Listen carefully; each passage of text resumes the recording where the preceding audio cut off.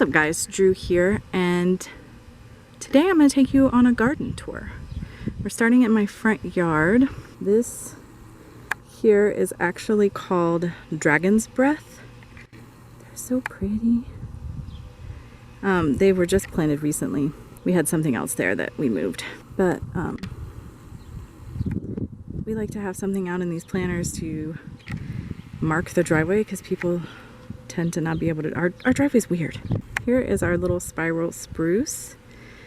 You can't tell that he's a spiral spruce at the moment. I really need to trim him. You can trim them to make them look more like a spiral, but I just haven't. I'm not sure what these bushes are. They're something we planted when we first moved in, and I don't know what they are. They were just there to sort of be something nice for the yard. Our bird bath up front. These are our rosemary. There are 3 of them, and they're new.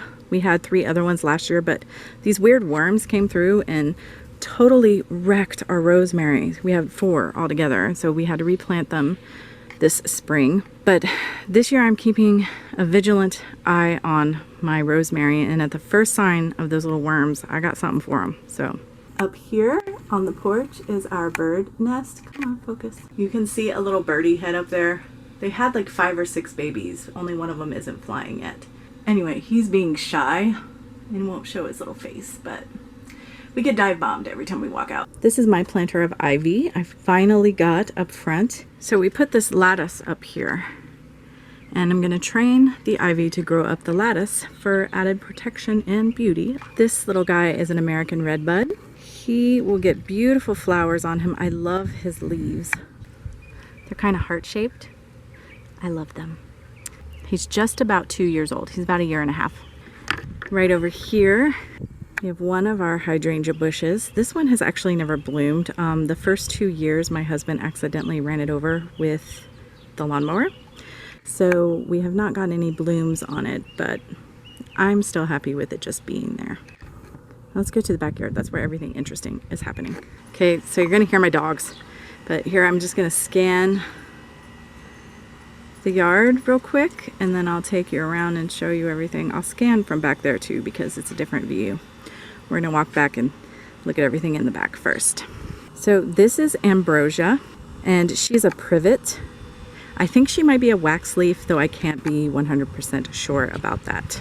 Right here you can see she gets these pretty little white blossoms all over her. Right in here, I don't know, can you guys see that? That's a tree running right in the middle of my bush, and I don't have any clue how it got there. We're assuming that a bird brought it in on accident. We're just gonna let it go and see what happens. Here is my precious little crepe myrtle. She's so pretty. She is also about 1.5 years old. And so this is the first time we're getting blossoms on her. And she's white. I'm so happy about that because where I live, most of the time they're like a magenta pink or a pale pink or purple.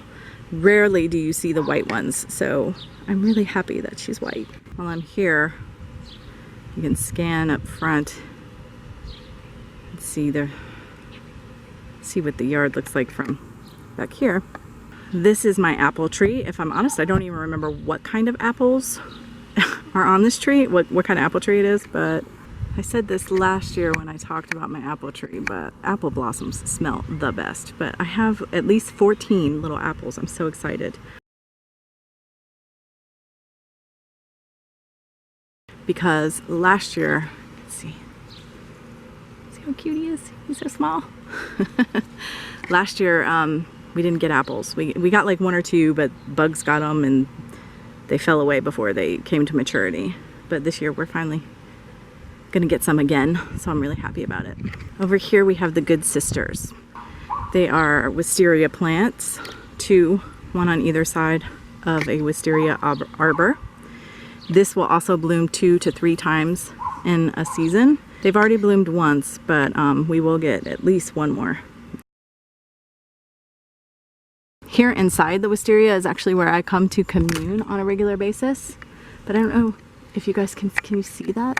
So we have another bird's nest up here in the wisteria. Can you see that little guy? That's my dogwood tree. He is also a 1.5 years old. So here is my little bitty dogwood. It is the biggest tree we'll have in the yard and the slowest growing. So that's why he's tiny compared to all the others.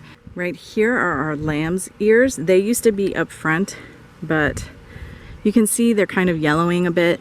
They were getting too big for those planters, so we transplanted them back here in the backyard. They get these pretty purple blossoms on them. I don't know how well you're going to be able to see. And these are, ow, these are actually really pokey, but the bees love them. And they're called lamb's ears because they're like velvet. So now I'm coming up on my Japanese maple. Any of you who watched my garden video last year will remember that I actually had a cherry blossom tree here. Unfortunately, she died. We're not really sure what happened. What our working theory is that when Hurricane Florence came through, she was damaged, and then either disease or parasites got in, because she was definitely dead come the spring. So we had to hack her up and rip her out, and I bawled like a baby the entire time. But I've always also wanted a Japanese maple, so I'm happy to have his cute little butt in here. This is Yu. That's his name, Y-U-U. With the cherry blossom, we were able to salvage quite a bit of her. I have 3 or 4 branches that could be staffs, several that could be made into wands or anything else we feel like doing with them. And then anything we couldn't salvage, we burned. We burned it at Bealtaine and at Midsummer. So I actually felt pretty good about it. And it was so cute. When we had broken her down, there were a bunch of twigs we had set up in the yard to burn. And all the birds were coming for the couple days before Bealtaine to take all the little twigs and use for their nests, which I thought was lovely. This is one of my lilies.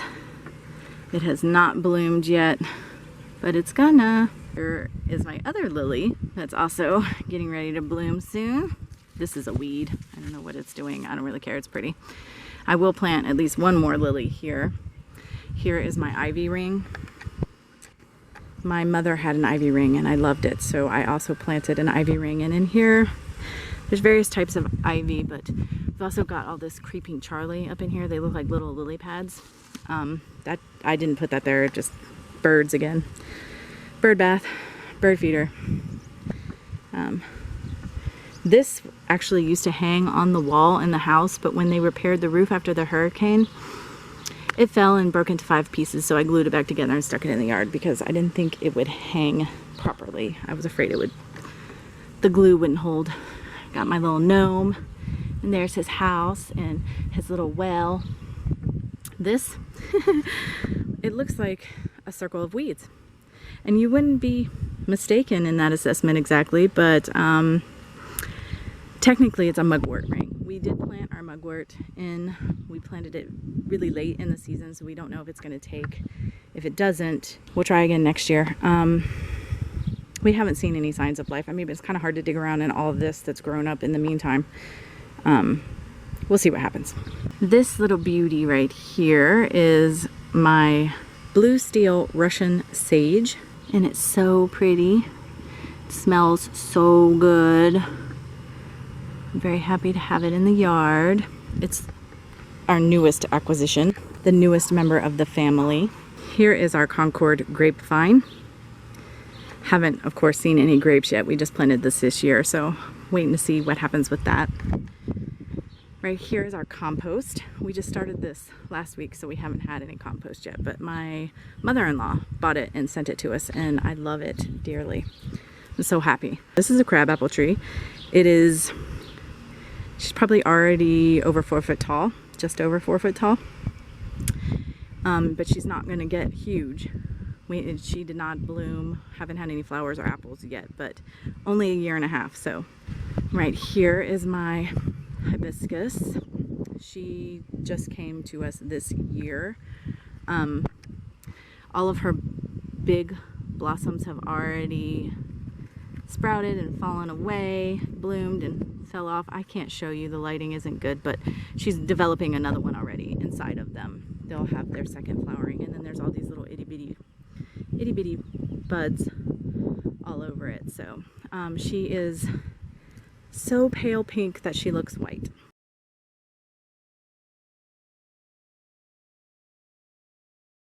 Right here is the thyme.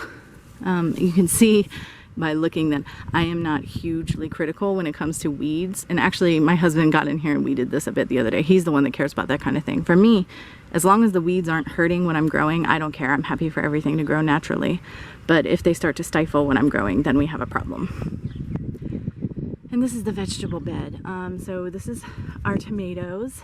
They're Roma tomatoes. I made the mistake of planting 2. I'll never do that again because my mother used to grow many tomato plants, but my mother wasn't quite the green thumb I am, if I'm honest. And I harvested 9 tomatoes yesterday. I haven't harvested any today, though I can see I need to.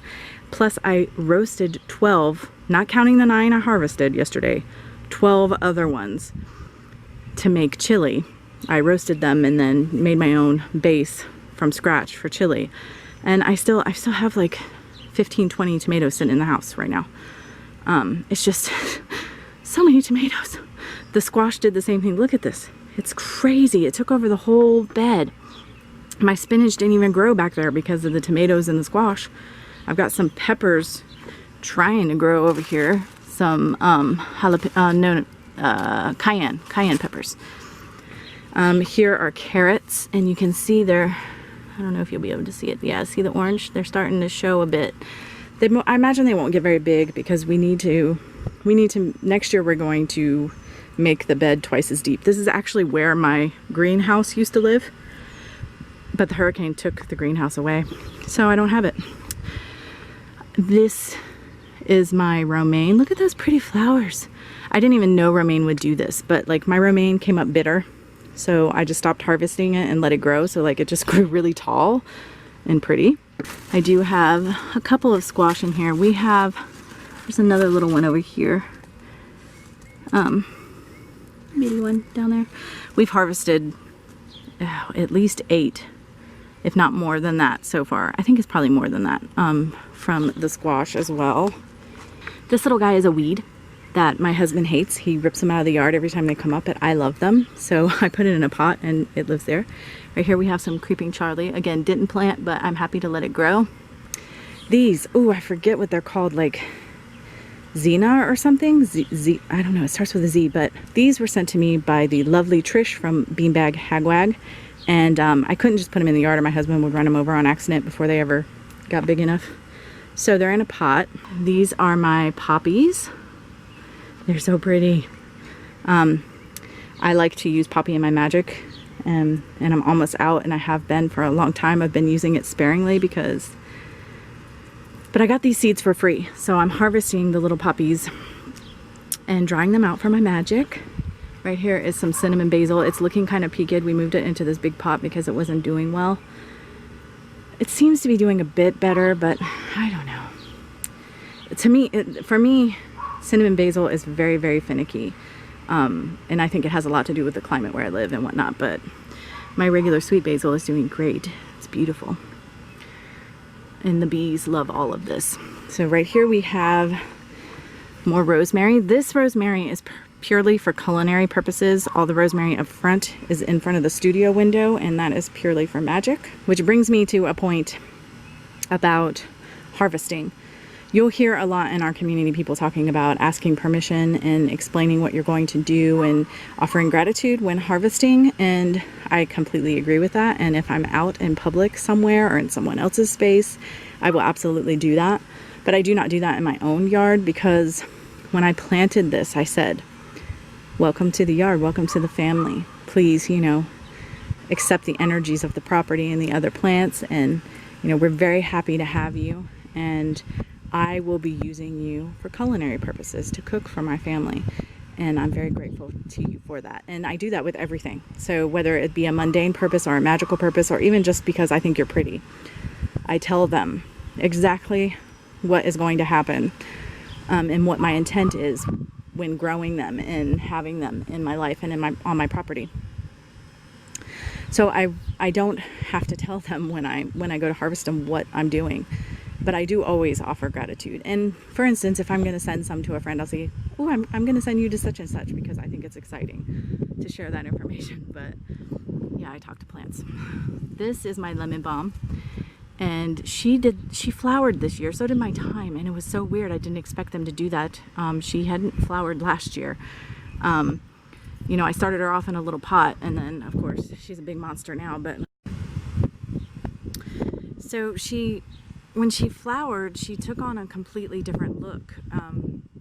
Just the shape and the way that she's grown has changed drastically. So I don't know, I find it very interesting.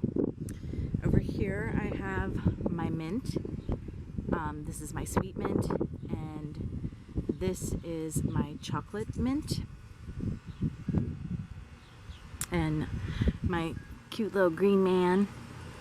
And over here I have my merkaba and some fairies and all kinds of little goodies. Okay, mint period is kind of crazy. Like it's a really hardy plant that like is invasive and will take over any space. The sweet mint isn't as bad. It hasn't tried to do anything crazy, and you can see it hasn't even taken over half the bed, and they were the same size when they were planted. But the chocolate mint grows all out. Like you can see, it's already starting to grow here. I don't know, the shadow's in the way, but it's already trying to grow out here. Here's some right here. It grows all up. It's like, I don't know how well you can see that because of the sun. There we go. It grows like a vine, and it just is super invasive. I told my husband, any of it grows outside of its bed, just mow it down, weed it down, I don't care. And here is our other hydrangea, and she has bloomed. She blooms every year. She gets pretty pinky purple blooms. I've harvested a couple for various reasons. And up here we have the cactuses, which these were planted a couple years ago. So some of them died through the winter or whatever, but that one's just going crazy. Yep. Basically that's it, guys. I will have new stuff every single year because I'm not gonna be happy until my yard is like an English garden. I'm really not. Like, I know for a fact I'm gonna grow jasmine on the side of the house. Over here I'm gonna put like what do you call those things? You know, whatever, the support for it to grow on. I know I'm gonna have a raised bed over here with lavender. I'm gonna grow hyssop, and I just have a ton. I have a whole list. I definitely want to grow nettle and comfrey next year because you can make a really easy, wonderful, natural fertilizer for the rest of your plants out of those two plants. Yeah, so it's always a work in progress, but that's basically my yard and my garden. Thank you so much for watching as usual, and until next time, much love and gratitude.